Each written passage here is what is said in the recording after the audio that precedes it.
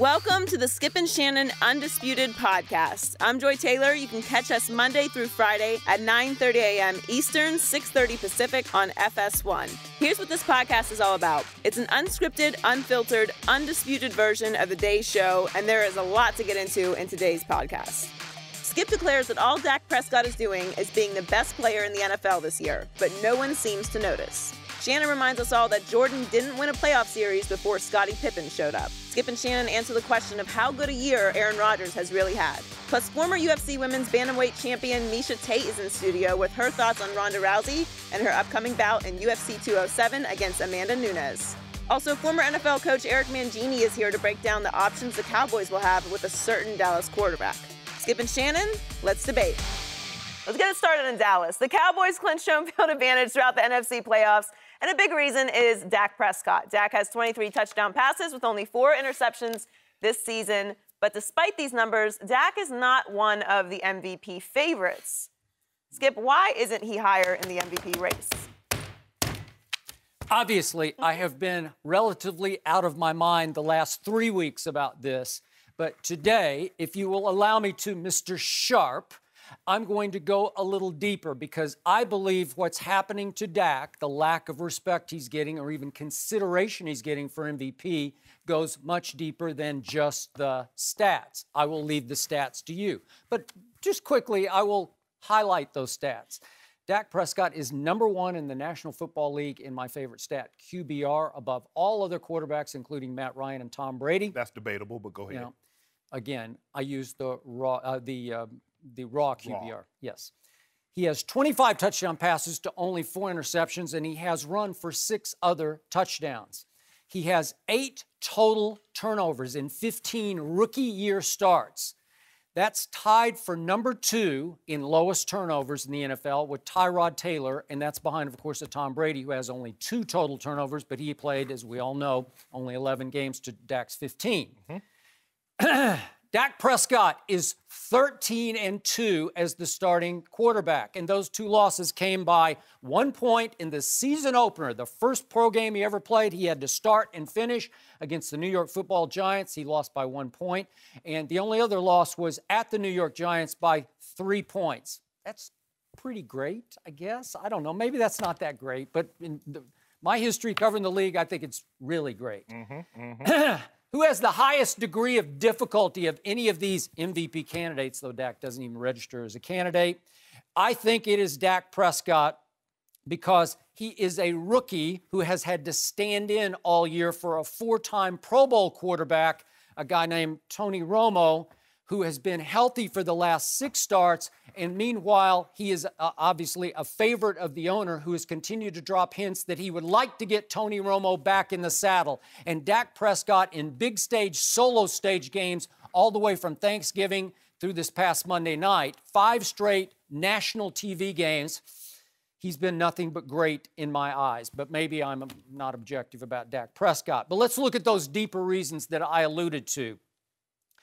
I believe that, number 1, he's being overshadowed by his rookie co-star, this guy named Ezekiel Elliott, who clearly has the signature touchdown move, that the celebration or first down celebration that Dak Prescott does not have.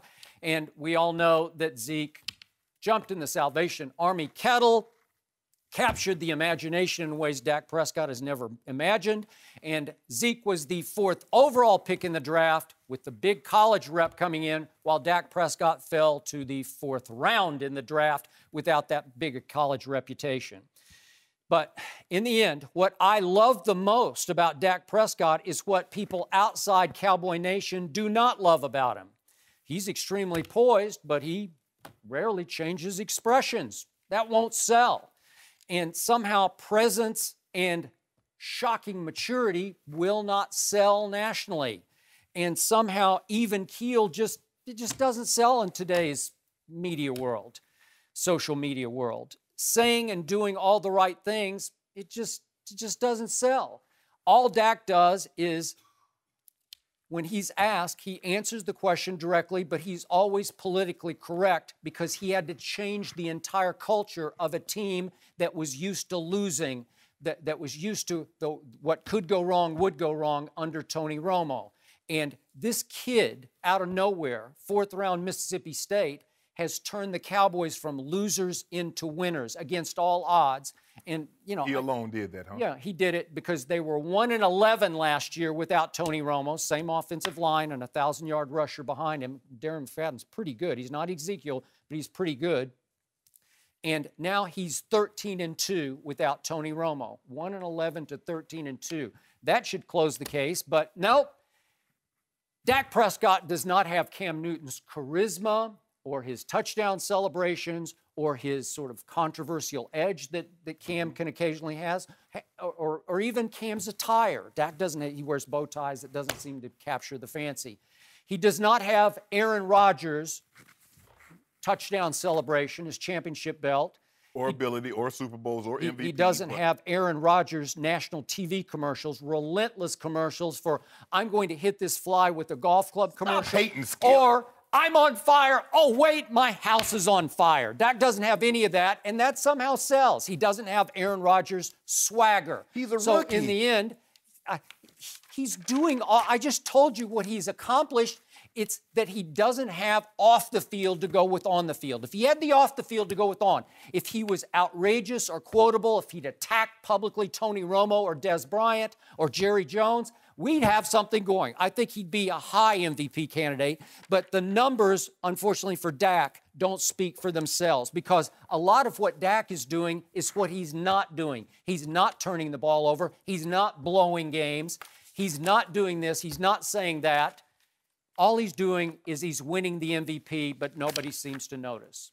Floor is yours. Your first point where you said this has been driving you out of your mind for the last couple of months. Weeks. I believe you've been out of your mind for a lot longer than a couple of weeks, but I still love you. Here's the thing, Skip, and it's simple as this. Everybody that's come on this table, be it coach or GM, and everybody you hear talk about this, when they playing the Cowboys, who's the first name that's out of their mouth say we must stop? Well, maybe they're going to see the light pretty soon. Maybe they'll see the light. Can you just answer the question? Who's the first name out of their mouth? I don't know. Who comes on the show? Who are we talking about? Mangini and Lombardi? Yeah. Okay. And you hear other. You've heard other. Ray Lewis. You've heard other. Rob Chris Carter. Go ahead. Because here's the thing: when defensive coordinators go into their lab and they're trying to find a way to defend the Cowboys' offense, the first person they must stop is Ezekiel Elliott. They must stop him. He's averaging 5.5 yards a carry on first down. So now, to get a first again, you only need 4.5 yards. So you get 2 downs to get 4.5 yards. That's what Ezekiel Elliott is doing. And, Skip, at the end of the day, yeah, they're winning. He's not the best player. Normally, that award goes to the best player on the best team that also has stats. Ezekiel Elliott is leading the league in rushing by over 300 yards. He's the guy that every defensive coordinator is trying to stop in order to stop the Cowboys' offense, not Zeke. No MVP quarterback has ever won the award when they've had a rusher in the top 3 in rushing. He's not only top 3, he's leading the league in rushing by almost 400 yards. Skip, you keep talking about, oh, he's doing this.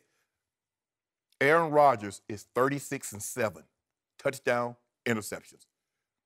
Matt Ryan, 34-7. Matt Ryan is not only having a great season, he's having an historically great season. In my QBR numbers, he's leading. Quarterback rating, he's leading. Yards per attempt, he's leading. Nobody uses the adjuster, but go ahead. Actually, they do. Ahead. Well, they don't. And only the other network use QBR because everybody still go by passer rating. Okay, so go by passer. Okay, so he's not even close. Skip, I know you love this guy, but when you look at, he has 13 fewer touchdowns than Rodgers. He has 11 fewer touchdowns than Matt Ryan. He's 1,000 yards behind Matt Ryan as far as yards. You can't give it to the guy when he's not the best player on his team, and every defensive coordinator goes into the game trying to stop What's Ezekiel the most Elliott. important position in football? By far. By far. What is it? It's quarterback. Thank you. Thank you. And who plays quarterback for Dallas? That. Yeah, thank you very much. But let me ask you a question. How many times when they say if you want to stop the Cowboys offense, does Dak Prescott the oldest cliche in the book. That's what every coordinator says about every game. So they go. We got to stop the run. What do you think they say about the New England Patriots? We got to stop LeGarrette Blount first. We got to. Skip, how you saying you got to stop LeGarrette Blount when James White got the bulk of the carries against the Broncos? Okay, whoever it is, whoever's going to get the carries, it's usually LeGarrette Blount. You know it, and I know it. Is that what they say about Aaron Rodgers? Well, he doesn't have. Now he's got one. Now he's got a guy. They finally found a guy. Do they say that about Drew Brees? Okay, but Aaron Rodgers has 36 touchdown passes because they throw it every time. He's got the greenest light this side of Russell Westbrook. It's just like it's Aaron Rodgers or bust. He's going to throw it and throw it and throw it some more. It's what they are and who they are and what they do because he basically And what do the Cowboys do? When it's time to win the game, they throw the football. What do the Cowboys do? All the big plays of the year. I can show you all the key plays of the year. How many 80-yard touchdown passes does he have? 80-yard touchdown passes. How many 13-play 80-yard drives does he have? That's what you ought to ask. How many carries does Zeke get in that 13 plays? 2 or 3 usually. What are all the big throws? Come on. Do you know what happened late at Pittsburgh? What happened late at Washington? Come on now. What happened at Lambeau against Aaron Rodgers? Go look at the numbers. What happened to the Baltimore Ravens? You sat there and picked the Ravens defense is going to shut him down. They're going to embarrass and expose Dak Prescott. He threw for 300 yards against the Baltimore Ravens. Are you kidding me? Can I ask you a question? Wow. How many yards did Zeke rush for against the Packers? Over 100. How many yards did he rush? He's good. We know he's good. Come on. But who changed the culture? He didn't say stop it, Skip. Wait a second. They had a 1,000-yard rusher. He had like 1,200 yards. Darren McFadden. Go look him up. He was a high pick once upon a time. He's got ability. You see him flash the other night? You see that? Against Detroit? If they believe so much in Darren McFadden, they wouldn't have took Ezekiel Elliott. They'd have took Joey Bosa. They could have taken Jalen Ramsey. Okay, I agree with you, but they had Darren McFadden last year, and they couldn't win a game with him. Because they didn't have the quarterback. They had Brandon Wheaton and Matt Castle. That's all. And your guy that you always Brandon Wheaton. Boise State. The mere fact that you're a 28-year-old rookie, Brandon Wheaton, that should tell you something. Mark Sanchez, now you have Matt Castle. We know what. Think about it. Matt Castle couldn't beat Tyrod Taylor out. He was the backup. He was the backup behind E.J. Manuel in Buffalo. Matt Castle went 11-5 for New England, then made the Pro Bowl his first year in Kansas City. That's pretty good. Where was he last year? I don't know. Skip, because they were losers. Skip, if we're gonna go back and dig up everybody's resume that had one good season, we can do that with a number of players. Who had the highest degree of difficulty this year of all the MVP candidates? I'll give you a prime example, Skip. Are you going to answer? No, I'm going to answer your question like this. Tony Romo, in the stat that you love, had the highest QBR in 2014. Yeah, they had a good year. He didn't win the MVP, did he? Why didn't he? He wasn't even Offensive Player of the Year. Who was Offensive Player of the Year, Skip? But I made Skip, it. I'm just asking. He should have. He should have won MVP. And you keep making a case. It's all on reputation. You should be a lawyer the way you argue cases. You know but what? you're losing all of them. The guy you're talking about, we're about to get to him. He's the most overhyped and overrated quarterback that's ever come along. No, I'm not talking about that bad man. I'm talking about who was Offensive Player of the Year when Tony Romo had the highest QBR in 2014. Who was Offensive Player of the Year? I don't remember. You do remember. I don't know. I thought Romo should have DeMarco Murray, because he led the league in rushing with 1,848 yards. Yep. And everybody said, you know what? In order to stop the Cowboys, we must shut off the run. When you play the Cowboys of 2016, the first thing defensive coordinators say, you must shut off the run. And unless Dak Prescott wears 21, that's the guy they're trying to stop. Go back and look at 2014. Tell me what happened in the opener. Tell me what happened against Washington on Monday Night Football. And there's one other game that I can't remember. There are 3 games that Tony Romo stunk in. Show me a game where Dak Prescott has stunk, where he's thrown 3 interceptions and lost a fumble. He didn't stink. The ball's wet. Eli couldn't throw it. So was Eli under the tunnel throwing? Under the tunnel? Yeah. It was dry where Eli was playing? He made 1 throw the whole night. I don't care if it was a half a throw. Threw a mystery interception. Neither quarterback could throw the football. It's 10-7. Really, 10-7? You're going to give me 10-7? Yeah, it's a win. A bad game? A W, a win. It was a W. He made 1 throw to a really good receiver. How many throws you need to win? 1. Okay, that's it. Okay, but that's all you got. That's the only bad. That's all I need, Skip. 10-7, and who made the late throw that looked like it was going to be the clutch throw to number 88 for the Dallas Cowboys? And then what happened? Jackrabbit. Got stripped. Maybe we'd be having a different conversation if his receiver had just hung on to the football. Maybe if he doesn't play Joe Hayden or Jackrabbit, he'd have more than one catch. Well, maybe. No mercy.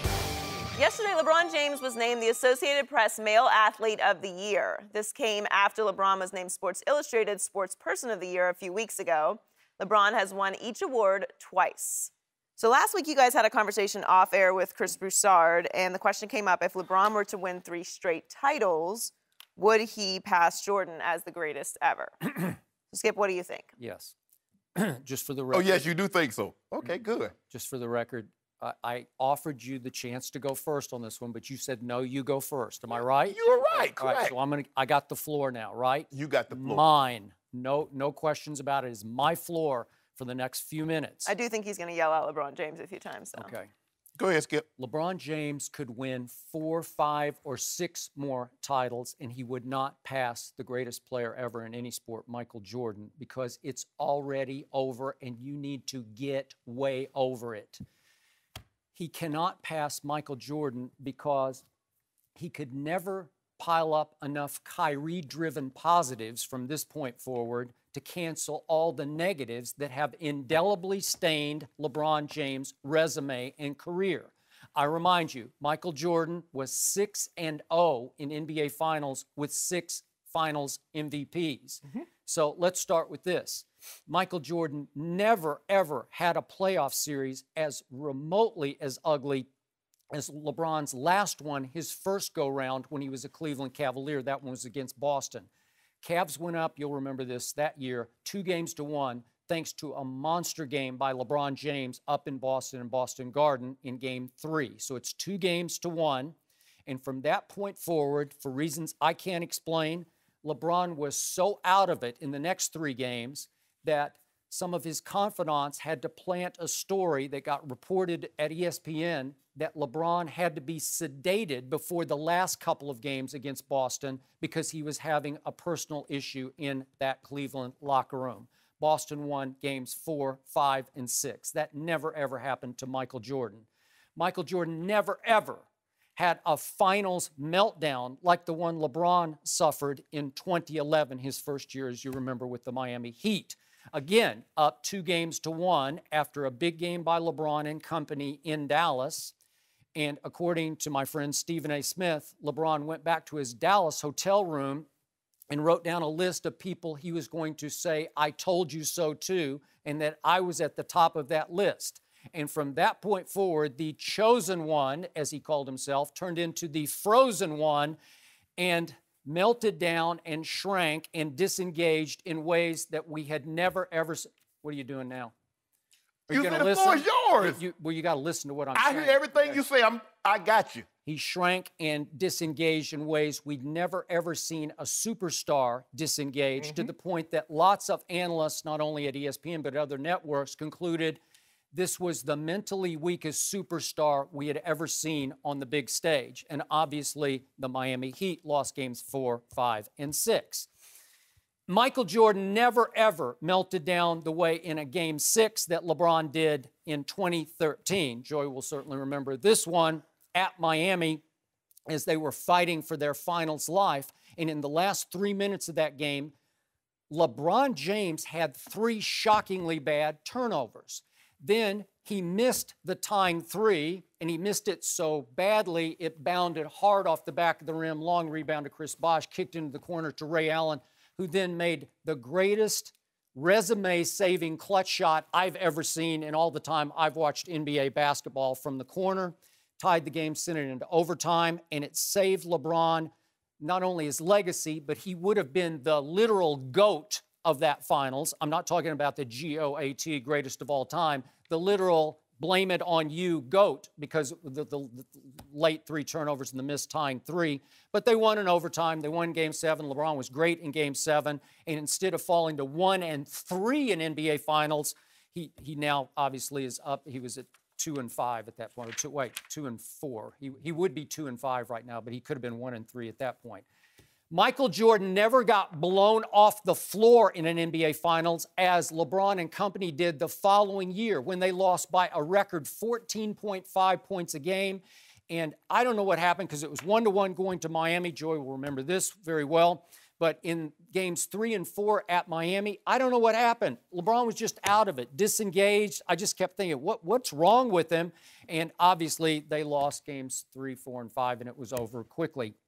And if you'd given Michael Jordan a 2-1 lead in 2015, even without his 2 co-stars, without Kyrie and Kevin Love, who'd obviously gotten hurt, Game 4 in his house, that was in LeBron's house, there's no way that a Michael Jordan would have come up small in a Game 4, and he was 7 for 22 was LeBron James. 5 of 10 from the free throw line. This is it. You have a chance to go up 3-1 at home against a Golden State team that still hadn't arrived yet as that Golden State that we knew the following year when they broke the NBA record for regular season wins. This was the old Golden State. They weren't sure how good they were. They had to make a lineup change, get Iguodala in the lineup, and yet that was it. Skip, they won 65 games, but they okay, didn't know how good they weren't sure. They weren't sure how good. How can you not be sure? Okay, it's LeBron James. You're trying to make the case he's better than Michael Jordan. There's no way if you put Michael in his prime in that situation. I thought I had the floor here. What are you going to take the whole segment? You told me I had the floor.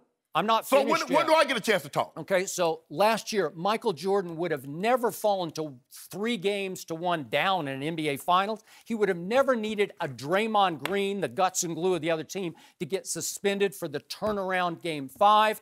And never, ever was Michael Jordan ever disrespected on the floor. No opponent would have ever dared to call Michael Jordan the B word to his face during an NBA Finals game the way Draymond did to LeBron, and I've heard it from so many NBA players who came through ESPN. They just didn't have that much respect for LeBron because they thought he was a little soft. Draymond clearly thought he was soft. So who made the shot to close last year's finals? Obviously, it was the closer for the Cavaliers. It was Kyrie Irving. And we saw again on Christmas Day who closed the game, who brought them back from 14 down in the fourth quarter with 14 points. It's Kyrie Irving who got called to take the last shot, to go solo all the way up the court and go one-on-one with Klay Thompson to make the last shot. It's Kyrie Irving. Michael Jordan never would have allowed that to happen. I'm sorry. He was the man. He closed for himself. Now Michael Jordan would look at LeBron James and say, he's got a new closer for him? That you're disqualified. You're over. You're out. You can win 3 more if you want to. That's it. Now the floor is yours. You done? Yes. LeBron won 3 straight titles when he passed Jordan. Yes, because I believe he will win an MVP. I said he would win MVPs. He's already won 1, so he'd have to win the next 2 finals to get to a 3-peat. I believe he will win the finals. Not the finals. I believe he will win the MVP, a regular season MVP, this year. I believe he will be the MVP of the 2 finals. So that would give him 5 regular season MVPs, 5 final MVPs. Also, he'd be in the top 5 in scoring if that were to happen. Reason number 2, and I think goes unnoticed, he broke up the Detroit Pistons. They had gone to 7 straight Eastern Conference Finals. He went on that run, scored 48 points, the last 25. He broke up the Big 3 in Boston, ran it out of town. He broke up Oklahoma City's Big 3 before it could even get started. You remember they had James Harden, Kevin Durant, and Russell Westbrook all on a team together, and he broke it up. He beat the all-time greatest regular season team in NBA history, 73-9. He beat them, came down from 3-1 to do it. And you keep talking about what Jordan couldn't do, or he wouldn't have let happen. Michael Jordan, before he got Scottie Pippen, never won a playoff series. Got swept by the Big 3 in Boston. You keep talking about how great he was, but how great was he without Scottie Pippen? Just a guy that put up a lot of stats. He was probably Russell Westbrook before Russell was, because that's all he did was accumulate stats. And even when he got Scottie Pippen, lost to the Pistons 3 straight times. 3. You keep talking about Kyrie's the MVP. All I know is this. He hit the game-winning shot on Sunday, LeBron shot out on Monday, and they got beat by 16. With the MVP, the best player on the Cavaliers playing, and LeBron James missed the third quarter, sitting out, they lost by 16. What's their record when LeBron plays? What's their record when he doesn't play? All I know is this. Now, you see, the hardest thing to do when you're talking about Michael Jordan is separating what he did on the floor and Brand Jordan. Because he's the only guy that I know, because every time they tell the story, they add a little bit more yeast, and he grows a little bigger, and the tail gets a little bigger. I'm not trying to take anything away from Michael Jordan, but I think Skip is being disingenuous when he says LeBron James, there's no way. Absolutely there's way, because you're talking about a guy that's going to go to 8 straight finals if this were to happen. And I hate talking about if, but Chris Broussard and Skip and I, off camera, got to discussing it. 8 straight finals. Unless you're a Celtic in the 60s, you have no idea what he's talking about. Unless you're Bill Russell, or Havlicek, or Tommy Heinsohn, or Casey Jones, Sam Jones, you don't know anything about 8 straight finals. And that's what LeBron would do. 5 MVPs, 5 final MVPs. He's going to be a top. If he were to shoot the ball, because he shoots at a higher percentage than Michael, or they're about the same, but if he were to shoot as much as Michael, his average would be on par. He leads Michael in rebounds. He leads Michael in assists. He leads Michael in block shots. He's the only guy in the history of the NBA Finals to lead every statistical category for both teams. Michael can't say that. And you keep talking about how great Michael was, but when the big three in Boston was in their prime, he couldn't see them. When the Pistons were in their prime, now, once they started getting old, Zeke started breaking down, Rick Mahorn got traded, Lambert knees started bothering him, Zeke wasn't the same player. Oh, he beat them then. But I'm talking about in their prime, when they were absolutely at their apex, he couldn't see the big three. He got swept. Tell me when you're finished. No. So now, nope. Search, I'm good. I'm good, because I'm looking at this. I think you're finished. Can I ask you a question? I think you're out. I just want to know one thing. Just tell me, before he got Scottie Pippen, who the NBA named one of the 50 greatest players, how many playoff series did Michael Jordan win? I'm asking you a question. Go ahead. No, I asked Skip Bayless. Go ahead. No. I don't know. I wasn't even listening. I got too much to say. Skip. I don't care about your questions. Before Michael Jordan got another top 50 player alongside him, how many playoff series? I don't know. When you keep running into the bad boys and Larry Bird, it's going to be hard. He's Jesus in gym shoes. No, he wasn't. He can't beat the bad boys. He can't beat the Celtics big three. Those are 2 of the greatest teams ever, and they played some of the. Well, then, how great is Michael Jordan if he can't beat a great team? Sam Smith in Chicago wrote a I whole don't care book nothing about Sam Smith. Let me talk. No, you had wrote a whole book called The Jordan Rules about how the Pistons had to come up with a whole defense, a whole set of rules how to stop Jesus in tennis shoes. Who would have thought that a defensive coordinator would come up with a game plan to try and stop a great player? I wonder how they stopped Tom Brady. I wonder how they stopped Magic Johnson, Kareem. You got nothing. Skip. Here, I'm going to go through your points now. He's been to 8 straight finals, has LeBron James. He plays in the Eastern Conference, and he chose You didn't hold to that leave. against Michael. You didn't hold that against Magic in the West. Okay, but he chose to leave Cleveland, obviously, to go to Miami to join forces with Chris Bosh and Dwayne Wade because he couldn't beat the San Antonio Spurs without them. He got swept. When he was a Cavalier, he got swept. He was Jesus in sneakers too, right? He was the chosen one, right? Hold on. He got swept by the Spurs. Jordan couldn't get out the first round. Okay, so he ran into the bad boy Pistons, into Larry Bird and Kevin McHale and Robert Parrish and Danny Ainge and Dennis Johnson, and I can go on and on. They're great teams. He was a baby. He's trying to break through. And then once he broke through, he went 6-0 and was unstoppable. And then you say that LeBron broke up the Detroit Pistons. Are you kidding me? Larry Brown was gone and they just got old. And then you said he broke up the Boston Celtics. They just got old. And then you said he broke up the Oklahoma City Thunder. Are you kidding me? Hold on. The owners wouldn't pay the luxury tax for James Harden. They let him go to Houston because Sam Presti loves Russell Westbrook so much. He said, I can do it with just Russell and Kevin Durant. He didn't break them up. Whoa. Break them up? That's just foolish. I'm glad you said that. Oh. I'm glad you said that. Lord you said have Detroit. mercy. You said LeBron beating the Pistons. They got old. But the bad boys, were they in their prime when Michael Jordan beat them? Yeah, they were at the height of their prime. They were loaded. They were 10 deep. That was as rough and tough a basketball team as I was at every finals. I saw it. I wasn't at any back finals. in the day that they let you play football, basketball. That's what that was. They played football against Michael Jordan. What about the Celtics big three? Did he beat them? Who? Michael Jordan. The greatest player. You said can't no one touch him. He couldn't beat the big three? Larry Bird, McHale, and Parrish? Are you kidding me? Did you see them play? Hold on. Wow. You said the gap Remember how many points he scored in one playoff game against them? What was it? Double overtime. Yeah. Skip, you said the gap between Michael Jordan and everybody else is so great. You mean to tell me he could not beat Larry Bird, Kevin McHale, and Robert Parrish? His first few years in the league, he couldn't because those were great teams. Great team. Without Scottie Pippen, he couldn't get out the first round. But you know what? Nobody ever said he melted down and disappeared in any of those. It took every ounce of every bit of guts those teams had to overcome that one guy. He didn't have any other help. He was LeBron in Cleveland. That's who he was. LeBron in Cleveland. And LeBron got woefully swept by the Spurs. It wasn't even a contest. Skip.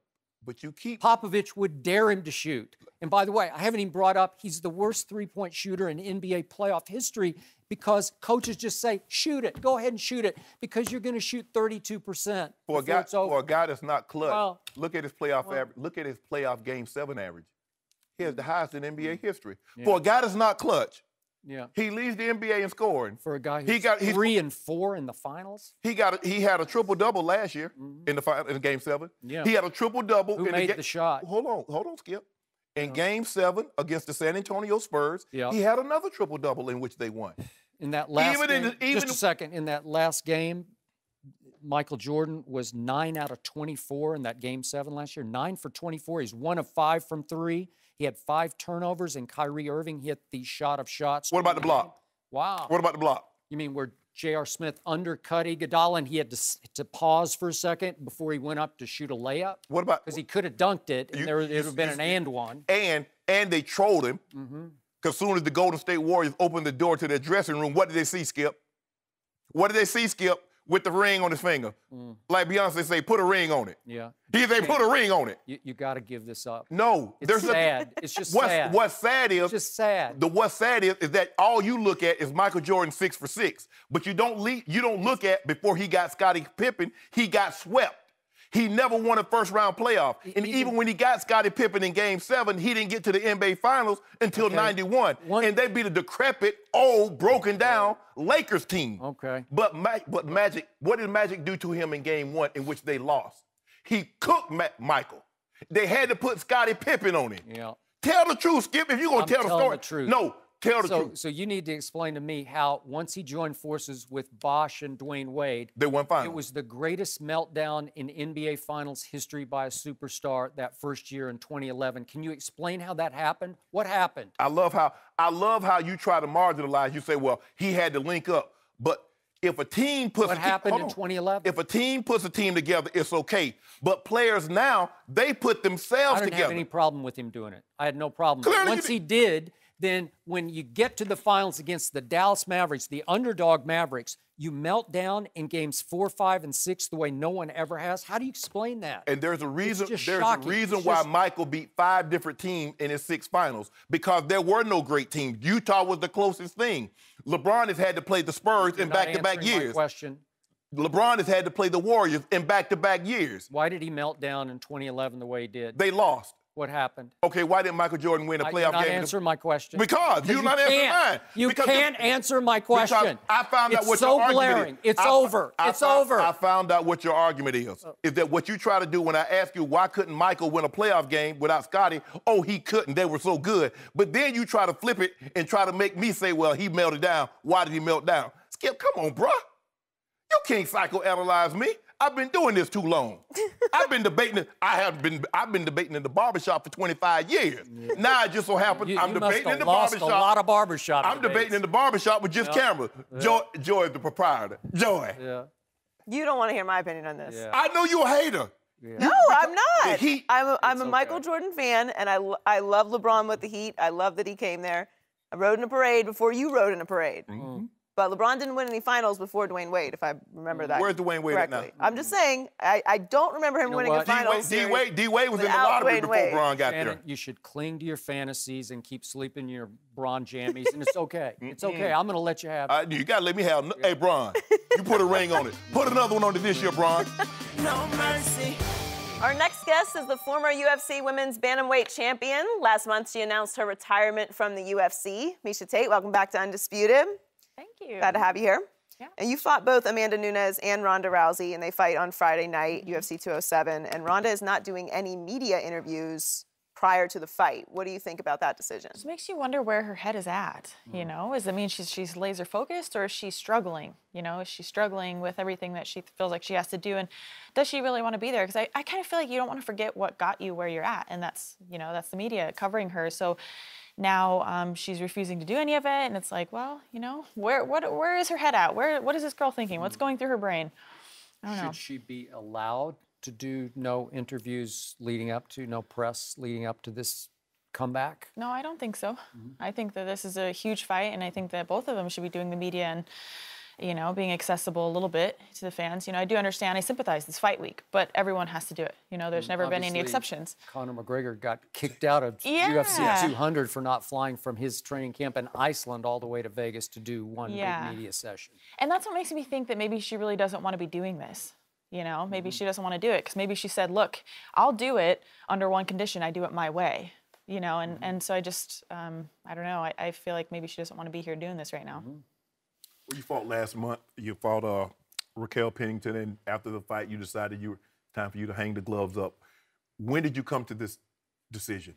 In the middle of the fight. How's that possible? Yeah, you know, I just realized that it wasn't for me anymore. You know, when push came to shove, I just didn't want to get in a fist fight anymore. Right. So, you know, I'm still enjoying doing some of the submission grappling and things like that, and, you know, transitioning. I hate the word retired because it implies that I'm just done. Right. I'm not done. I'm just done getting in fist fights. Yeah. So when that moment came where you had to dig down and says, okay, now I need to go to this cold, dark place and I really want to fight.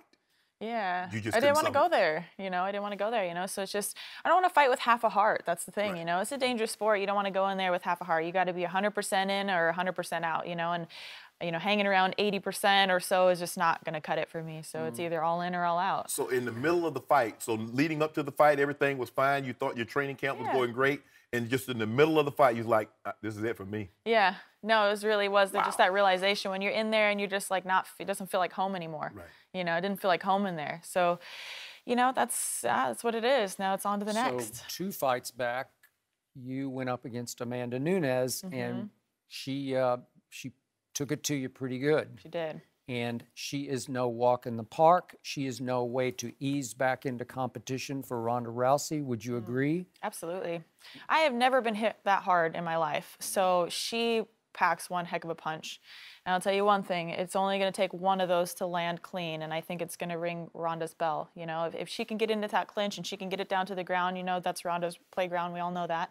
But if she takes one of those on the button, man, I'm telling you, it's going to be a game changer. After what you experienced in your final fight, you just didn't want to do it anymore. Is it possible that Ronda is now in that can't-win situation where maybe big part of her said, I've had enough of this. I finally lost, and I lost badly, and she took some shots from Holly Holm, got bloodied, obviously, and maybe looked into that abyss of, wow, this is what it's like to lose. This is what it's like to get beat up.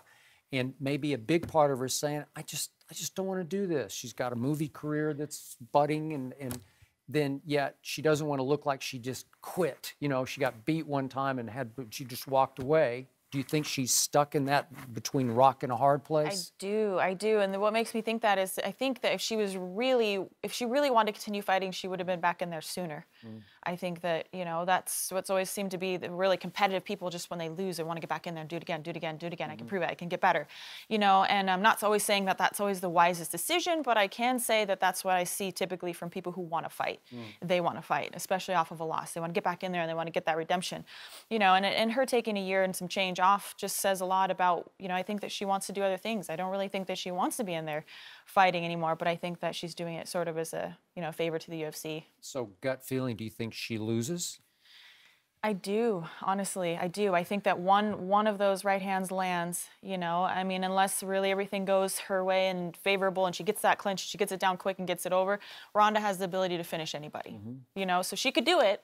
I'm not counting her out, but I am saying if push comes to shove, I just don't know if her heart's really in it anymore. Well, and Amanda's is. I mean, she's in it.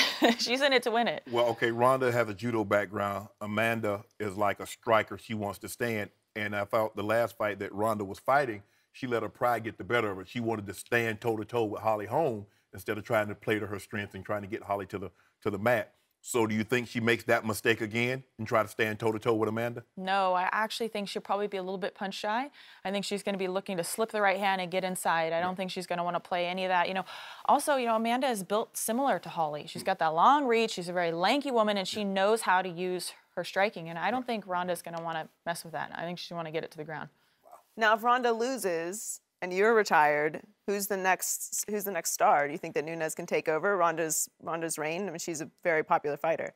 Everyone's different. I won't say that it would be the same without Ronda or, myself or whoever, but I think that Amanda will do a good job, and she represents a whole country in Brazil. That's wonderful. It's a great way to market to her home fans and her home country. But there's always stars in the making. There's always stars on the rise. And we also have the 115-pound division and now new 145-pound division. So there's going to be a lot of stars on the way. What's your take on Chris Cyborg?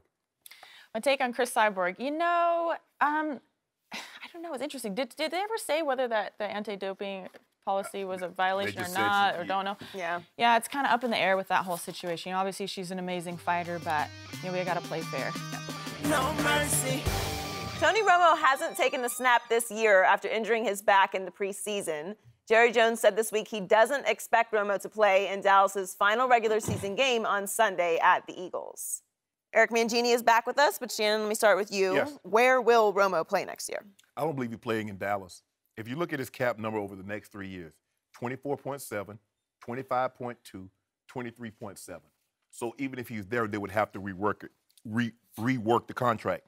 I'm looking at teams like the 49ers, the Bills, Cleveland, the Bears, the Jets, because someone out there saying we're a quarterback away from being in the playoffs, or we're a quarterback away from being serious contenders once we get into the playoffs. So I believe there will be a market for Tony Romo. The question is, what is Jerry? Because Jerry is telling how great he's looking and running the scout team, and Jerry is telling you, well, I want him back. But Jerry's being a businessman. He's trying to drive the price up. Jerry's the type of guy that has a building for sale and telling you like 7 guys want it. So you better go ahead and jump in right now because it might not be here tomorrow. Everybody knows what Jerry's trying to do. He's trying to drive the price up and get a little more than what someone's willing to pay for Tony Romo. I just don't see how he's going to be there. You've identified your guy. You have a great situation. You have a rookie quarterback on a rookie contract. You can be really good. Basically, for the next 4 years, you could be really, really, really good. Mm-hmm. Because if you saw what Seattle did, they had Russell Wilson on that rookie contract. Mm-hmm. They put some pieces around it, and they've been good. Now, you're going to have to rob Peter to pay Paul once Dak becomes, because we see where these contracts for quarterbacks are going. He's going to be a $20 million guy down the road in about 4 years. So there's no way. I don't see how Romo stays in Dallas, given his contract situation. So he'll be somewhere else next year, and he'll have plenty of suitors. See, I think his contract is actually going to be what keeps him in Dallas, because the way it's structured is if he gets cut next year or traded, there's $19 million in dead money. Okay, so there's $19 million that's going to be on Dallas's cap no matter what. If they keep him, it's $24 million. So it's just a net of $5 million. So let's say you move him, you pick up the $5 million, you still have to replace him. Probably going to cost you $1 million, $1.5 million to replace him. Okay, so now you net out $3.5 million to lose Tony Romo. In terms of what his value is from a trade perspective, it's really a 1 to 2 year rental. Right. So you've got a 39-year-old quarterback with a history of injuries. 37. 37? He's 36. He'll be 37 He'll be 37 in April. All right, I'm aging him a little bit. but with the history of injuries, correct, it's hard from an organization, even if you need a quarterback, to say, okay, hey, we're going to go give up a lot to get this guy. Yes. And if they want to move him, if it looks like they're going to move him, that price is going to come down even more. So I could see him being on the roster next year.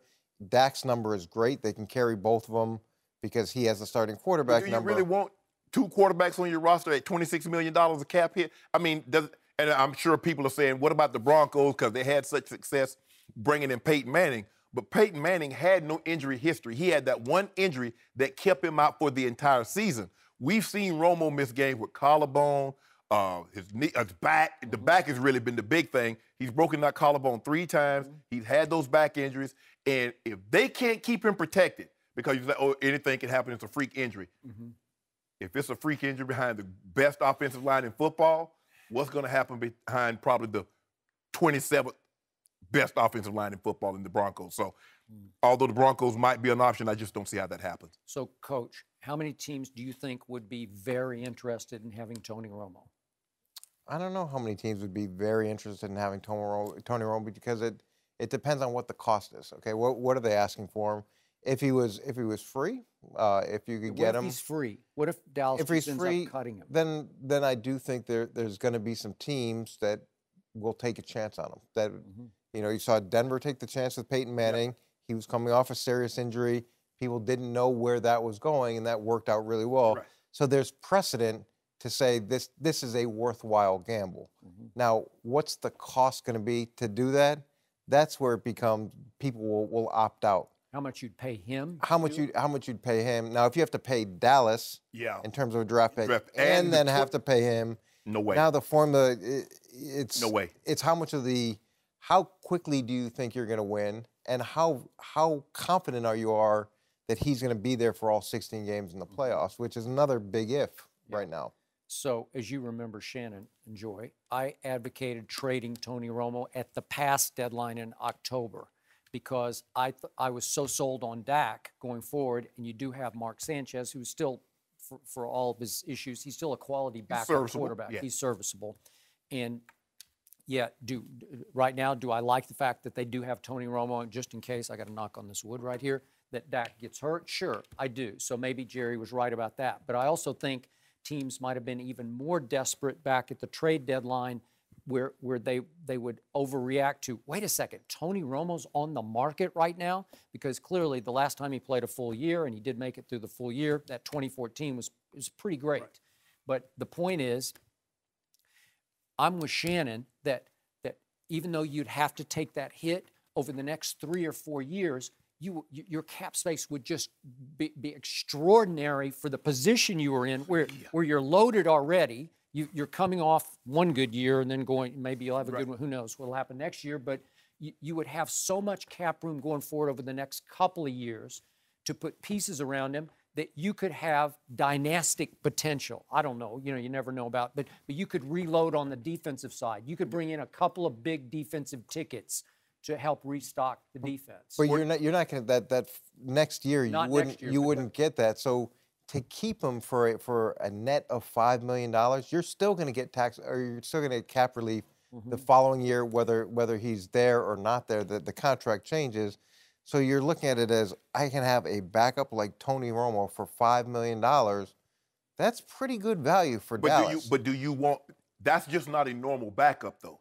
That's Tony Romo, who's been the starter. And so you don't want Dak constantly looking over his shoulder. One bad game, and guess what starts to happen all over again? I don't want to watch him have to live through that again for 16 more games. And the reason why I wouldn't have traded Tony Romo, I'm not so sure that I'm looking at the landscape. Who was in a position to say, you know what, we're Tony Romo away from getting into the playoffs this year? I didn't see that. But you look at the 49ers, but if you look at the teams that he could possibly go to, they have terrible offensive lines.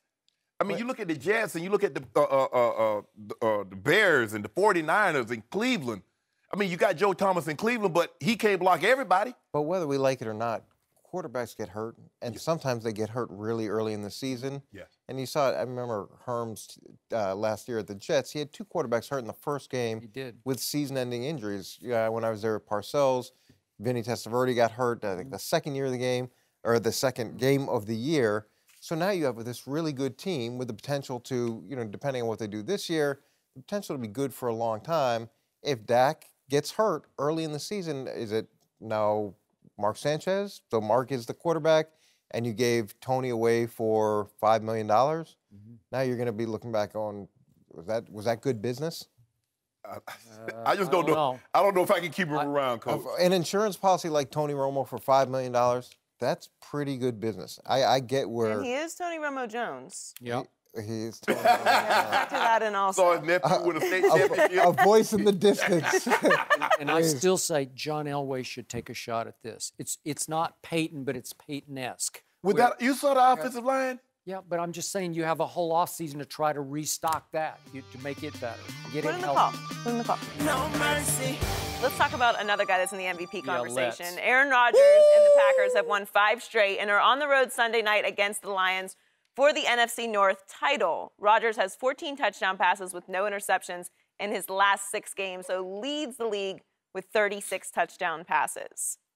The guy that's overrated, leads the league. Okay. Go ahead, Skip. It's all you. I just want to sit back and hear what you got to say. I just want to see how you want to defame this. Sounds like the floor is yours. Go ahead. Nope. You're up. You're up. You got it. Go ahead. You want to go first? Go first. Skip, on the Aaron Rodgers scale, 1 to 10, how would you rate his year? On the Aaron Rodgers scale, for the entire season, because you know what? All the games count, unless are we just doing the last 5 games, or are we doing the whole season? Oh, we're doing the whole season. On the Aaron Rodgers scale for the entire season, I'll give him a 4 on a scale of 1 to 10. That's what I'll give him, because that's what he deserves. Again, Dak Prescott is being underhyped. Aaron Rodgers, once again, overhyped because of the commercials and the swagger and this, and the statements he makes. He's got his radio show every, whatever it is, Tuesday night up in Wisconsin. Dak can have one next year, Skip. Yeah, he might. I hope he doesn't, actually. So now let me get this straight. Aaron Rodgers is getting MVP credit for how bad he was for the first 10 games. Let that sink in, because that's what's going on here, America. He's getting credit for how poorly he played for the first 10 games of the season, and he turned it around because he's Aaron Rodgers. Way to go, Aaron.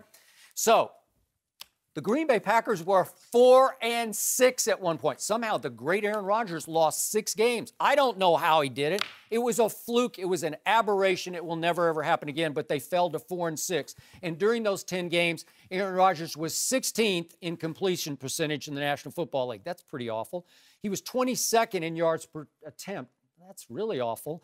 And only 6 of the 32 teams at one point through 10 games had a worse record than Aaron Rodgers' Green Bay Packers. And, you know, just me, because the quarterback position is so important, I've got to place the majority of the blame for the 4-6 record on the quarterback. But that's just me. Maybe I'm wrong about that. So let's see what happened in the last 5 games. He won at a fading Philadelphia. He beat Houston with Brock Osweiler at quarterback. He beat Seattle impressively. That was impressive. Maybe it said more about Seattle, but that was 38-10 at Lambeau Field. Then he went to the Bears, and it took a late close your eyes and fling it throw down the middle of the field against a defense that was just completely breaking down to Jordy Nelson to pull that game out at Bears. And then, of course, we saw what happened against the Vikings. The secondary mutinied against the head coach throughout the first half, or maybe it would have been a football game in the second half, because it was. So we look at what happened. Somehow Dak Prescott went to Lambeau Field and outplayed the great Aaron Rodgers, who had a QBR that day of 35 on a scale of 0 to 100. Aaron Rodgers also lost at home to Indianapolis, in which he had a QBR of 50, which is middling, halfway up the scale. He lost at Minnesota with a QBR of 52, and he lost at Tennessee with a QBR of 55. These are bad QBRs by most standards, especially by Aaron Rodgers. They lost that game 47-25, but I won't go into detail. So 5 games ago, Aaron Rodgers said, I think we can run the table. He didn't say, we're going to run the table. He did not say, I guarantee we're going to run the table. He said, I think we can run the table. And somehow that is going down as the greatest statement any quarterback has made since Joe Namath guaranteed he would win a Super Bowl. It is. It's being heralded as on par with Joe Namath saying, poolside in Miami the week before that Super Bowl, a little before your time in Miami, I guarantee we're going to beat the heavily favored Baltimore Colts. That was way before your time even, but you know, maybe you've heard about it. I've heard. But now that quote has gone alongside the Namath quote. So let me ask you this. what was he supposed to say at that point? Was he supposed to say, I think we could win maybe 3 of the last 6? What would any quarterback say at that point? I think we can run the table. You know, but he's getting credit for that, and now he's getting MVP credit. The reason that his MVP bandwagon is rolling is because they won 5 in a row after Aaron Rodgers guaranteed they're going to win the next 5 or 6. Now with the closeout game at Detroit. I'm not sure they can win at Detroit, but we can talk about that on another day. But this is the Aaron Rodgers that deserves a 4 on a scale of 10 by the Aaron Rodgers scale. Can I ask you a question? When they asked Joe Namath what was going to happen in the Super Bowl poolside, what was he supposed to say? Well, you probably at that point when you're, what were they, 18 point underdog? What was he supposed? You probably should say, I just hope we can not get embarrassed. That's probably what he should have said, but that's not how he was built. What would Aaron Rodgers said? I guarantee we will beat the Baltimore Colts. Aaron Rodgers, if you're grading him on his scale, now you have to understand his scale is weighted so heavily. I think it's a 6. Because if you look at his numbers in 2011, he was 45-6. 2012, you don't even mention that season, he was 39-8. I've talked about it all. Whoa. No, I gave you the floor, I didn't. But you can't. 38. Don't lie to the American people. The year he won, the year that you thought Tony Romo should have won it, he was 38-5. This year, the guy is 36-7. He's probably going to end somewhere around 39-40. Skip, he's been a starter for 9 years. Only 2 of those years, he's thrown double-digit interceptions. 2. Peyton Manning, in his glorious career, only had 1 season in which he didn't throw. So you are counting the first 10 games this year. You are? Skip. If you look at in the losses that they had, he has 14 touchdowns and 5 INTs, and the defense were allowing 33 points a game.